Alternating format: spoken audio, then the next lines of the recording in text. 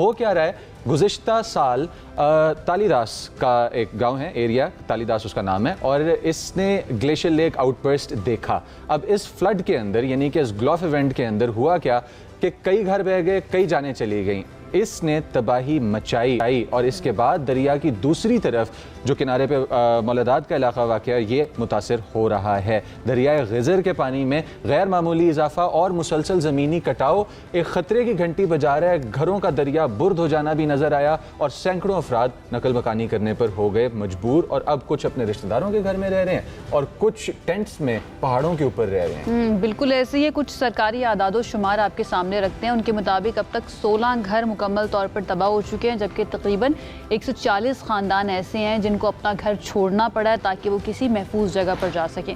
सुपार्को के ताज़ा सेटेलाइट तज्ज़िये के मुताबिक शिमाली इलाके जो हैं वहाँ पर कम से कम 13 मुमकिन ख़तरनाक बर्फ़ानी झीलें गुज़श्ता साल के मुकाबले में मज़ीद फैल चुकी हैं, जबकि हुंजा के 1556 ग्लेशियर्स जो हैं उनमें से 93 सुकड़ रहे हैं और 20 जो हैं वो एक्सपैंड हो रहे हैं, आगे की तरफ बढ़े हैं। पाकिस्तान में 3000 से ज़ायद ग्लेशियर झीलें मौजूद हैं, जिनमें से 131 को मुमकिना तौर पर ख़तरनाक करार दिया जा चुका है। अब उनको बचाने के लिए, इन इवेंट्स को कंटेन करने के लिए क्या किया जा रहा है, क्या इकदाम किए जा रहे हैं, या फिर जो इकदाम किए जा रहे हैं वो काफ़ी हैं या नहीं। हमारे साथ इस वक्त मौजूद हैं एनवायरमेंटलिस्ट हैं ज़ैनब नईम, उनकी तरफ चलते हैं और उनसे इस बारे में जानते हैं। ज़ैनब, बहुत शुक्रिया ज्वाइन करने के लिए।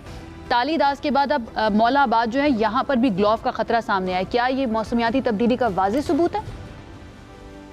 बिल्कुल, ये मौसमियाती तब्दीली का वाज़ेह सबूत है और इसके अलावा कुछ ह्यूमन इंटरवेंशन भी है। हमें इसको समझने के लिए ऐसे देखना पड़ेगा कि जो ग्लेशियर्स हैं नॉर्थ में, वो मुख्तलिफ बेसिन्स के ऊपर वाक़ हैं, जैसे हुंजा बेसिन है, गिलगित बेसिन है, इंडस बेसिन है। अब सबसे ज़्यादा जो ग्लेशियरी झीलें हैं वो हुंजा बेसिन, तकरीबन 38%। उसके बाद आती है आपकी ये गिलगित बेसिन। शिगर बेसिन पे 32% और गिलगित पे 5%। ये जो आप इलाका बता रही हैं ये तालीदास और ये आते हैं इंडस बेसिन के ऊपर। इंडस बेसिन में इस वक्त 1% जो है वो ग्लेशियर झीलें आइडेंटिफाइड हैं हुंजा के मुकाबले में, और इस 1% पे भी 41 ग्लेशियर झीलें उन्होंने सिर्फ 27 ग्लेशियर्स पे ऐड की हुई हैं।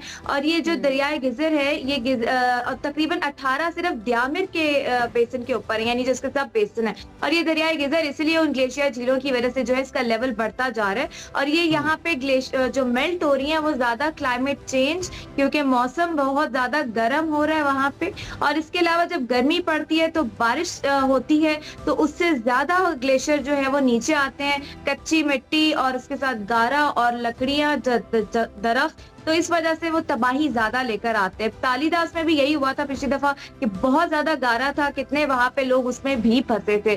और इधर भी जो है खुदा न खास्ता यही मामला नजर आ रहा है कि उसकी वजह से जमीन का कटाव भी ज्यादा हो रहा है और वो इसीलिए नुकसान भी ज्यादा हो रहा है।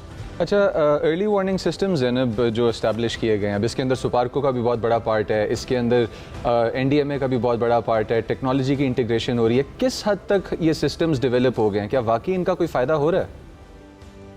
अच्छा, एक हमें टेक्निकल एस्पेक्ट यहाँ पे मैं मेंशन करती चलूँ कि जो ग्लेशियर झीलें, अब एक एवरेज ग्लेशियर की हाइट होती है तकरीबन 5000 से 5500 मीटर तक।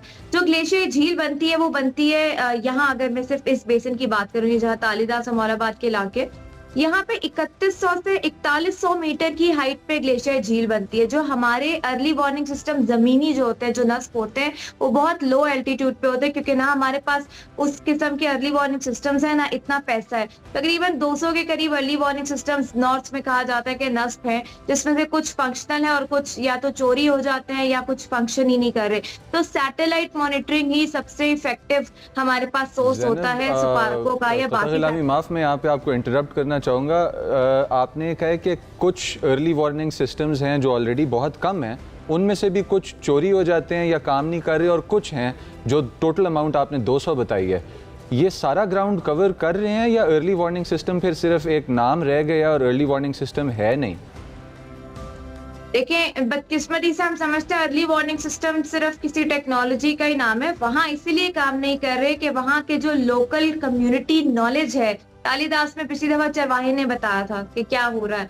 तो जब वो भी एक अर्ली वार्निंग सिस्टम है। तो उसको जब तक आप साथ नहीं मिलाएंगे, वहां के लोगों को नहीं मिलाएंगे, तो आप जितने मर्जी नस्ब करते हैं, ये एक एग्जॉटिक टेक्नोलॉजी हो जाएगी, फिर इम्पोर्टेड हो जाएगी। वहां के लोग जब सीखेंगे नहीं, उनको समझ नहीं आएगी, तो उसका ख्याल और वो सब चीजें नहीं होता। सबसे बड़ा मसला ये है कि वहाँ बाकी कंसल्टेंट्स जाके काम करते हैं जो वहाँ के होते भी नहीं है, और इस वजह से अर्ली वार्निंग सिस्टम्स जो नस्ब होते हैं, फिर ये वाले मामला जो मैंने जिक्र किया वहाँ होते हैं। तो कस्टमरी नॉलेज जब तक आप शामिल नहीं करेंगे, वहाँ अर्ली वार्निंग फेल ही होता रहेगा, चाहे मोस्ट सोफिस्टिकेटेड सेंसर लाके आप क्यों ना लगा दें।